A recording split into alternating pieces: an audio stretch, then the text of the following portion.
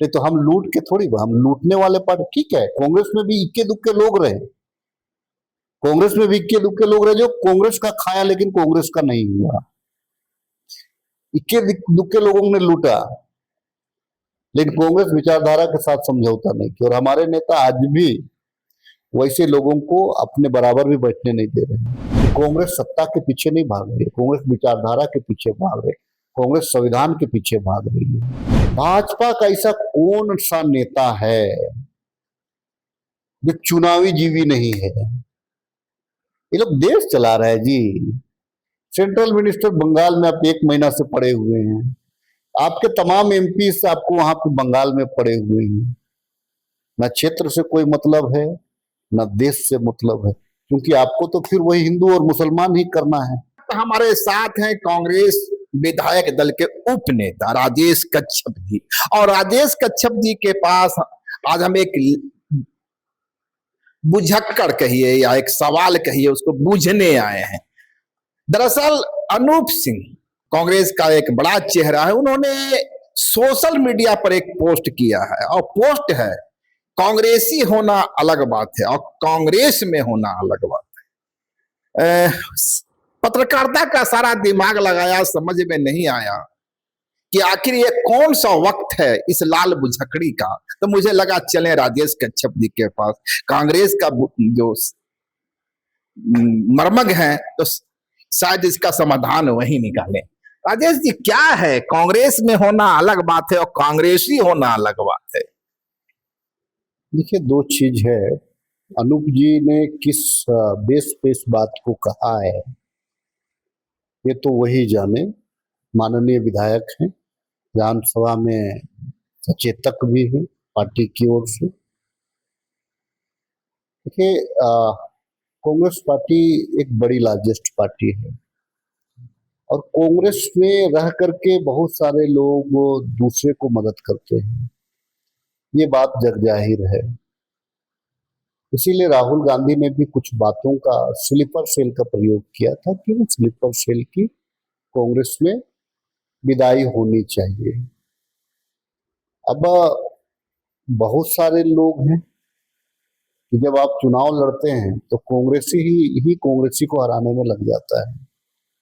आपकी सबसे पहले आप अपने घर को निपटना पड़ता है आपको, उसके बाद में फिर आपको प्रतिद्वंदी को निपटना पड़ता है। तो ये है राजनीति, बड़ा दल है, राजनीति में ये तमाम चीजें आते हैं। लेकिन एक चीज है जो कांग्रेस में होना और कांग्रेसी होना।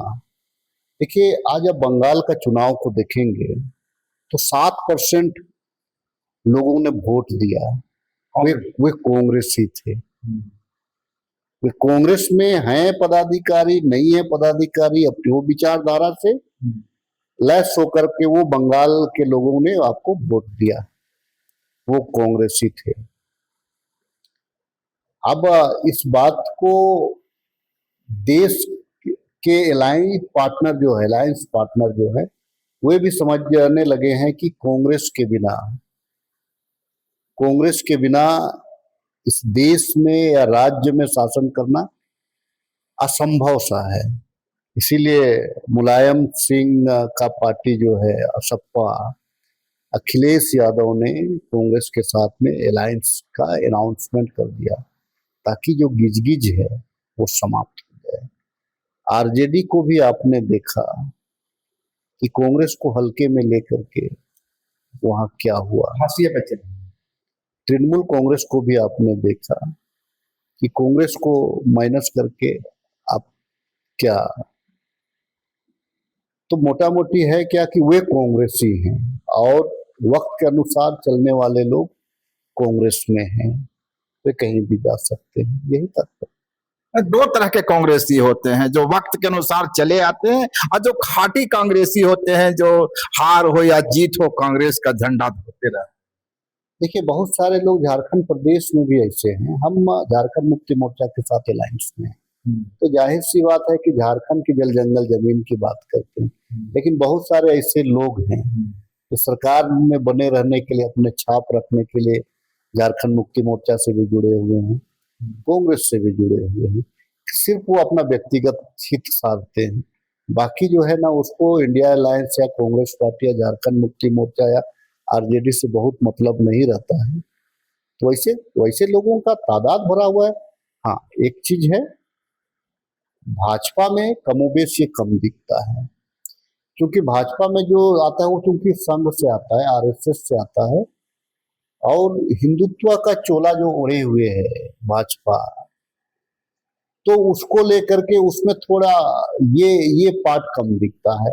अगर वे लोग पसंद के ना हुए तो ये लोग शांत हो जाएंगे, लेकिन नुकसान नहीं कराते हैं। तो कांग्रेस के लोग कांग्रेस में रहकर नुकसान भी करते हैं। कई कई कई एक अवसरों पे हम लोग देखते हैं, कई एक लोग पदाधिकारी बन करके भी रहते हैं कांग्रेस में, लेकिन जब प्रत्याशी लड़ा है तो वो शांत बैठेंगे, चुप रहेंगे, बहुत तरह का चीज है।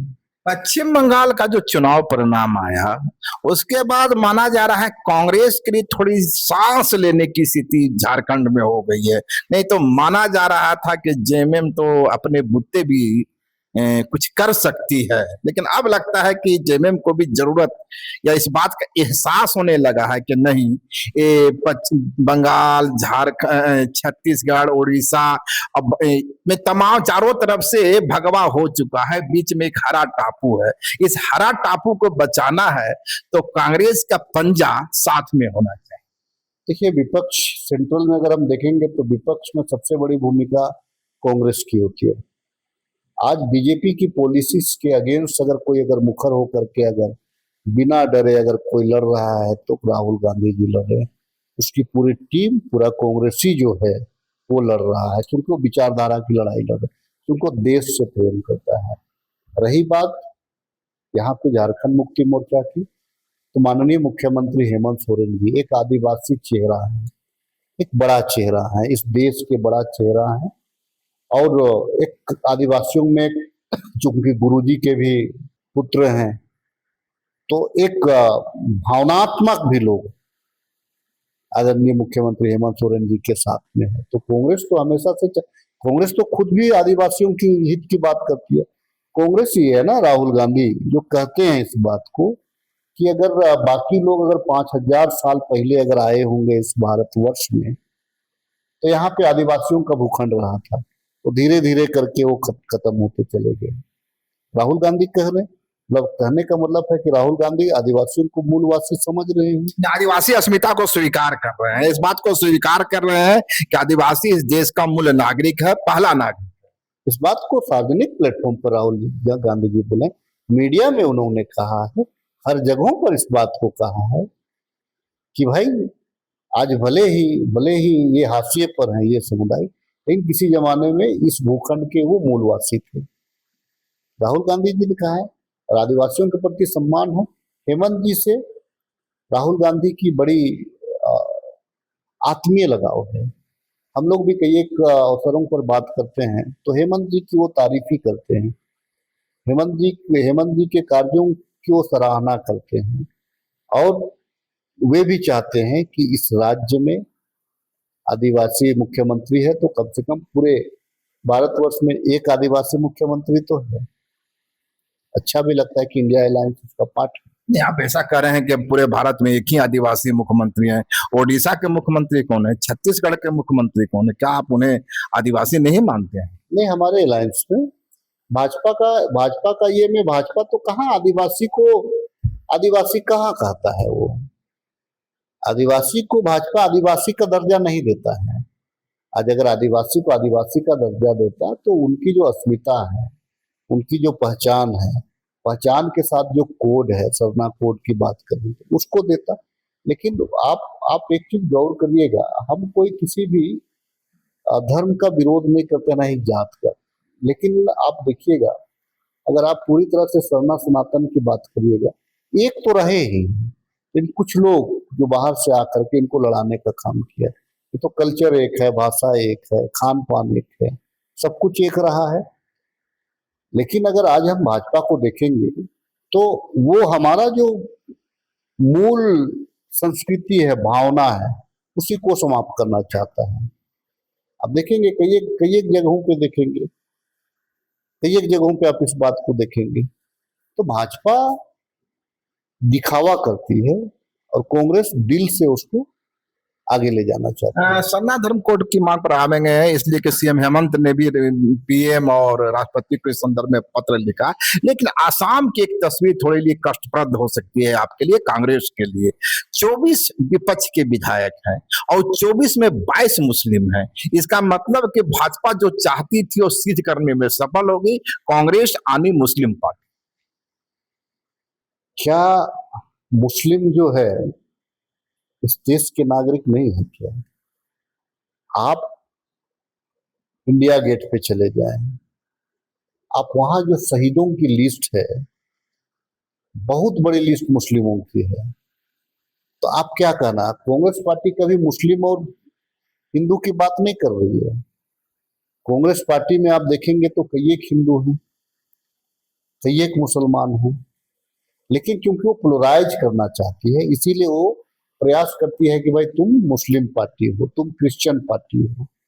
मैं ये सवाल इसलिए कर रहा था राजेश जी कि खतरा इसलिए बढ़ा है कि इसी ममता बनर्जी को फेस को बताया गया मुस्लिम फेस।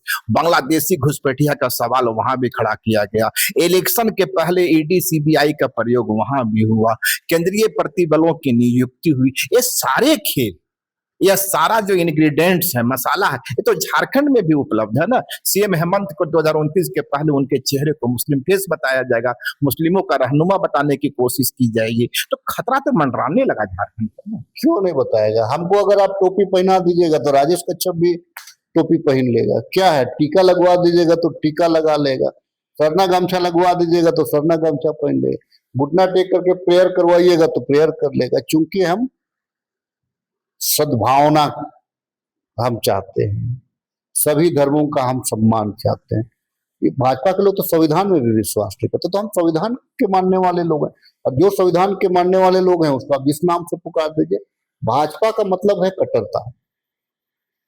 उसको भले ज्ञान हो ना हो, लेकिन हिंदू के नाम से उसको खून खराबा करना है, हिंदू के नाम से उसको अपना दाल रोटी चलाना है। आपके एक दोस्त हैं, वे आज कह रहे थे कि अब तो 76% जो यहाँ हिंदू हैं, भाजपा को खतरा उन हिंदुओं से हो गया या उन हिंदुओं को भाजपा से खतरा हो गया। देखिए, कल तक में भाजपा जब नहीं थी तो हिंदू कभी खतरे में नहीं था। जब भाजपा सत्ता में आई तो हिंदू खतरे में है। आज बनारस में आप जाइएगा तो सबसे ज्यादा अगर मंदिर को तोड़ने वाला कोई पार्टी है तो भारतीय जनता पार्टी है। बावजूद हिंदू से वोट देती है, क्योंकि वो पोलराइज करती है।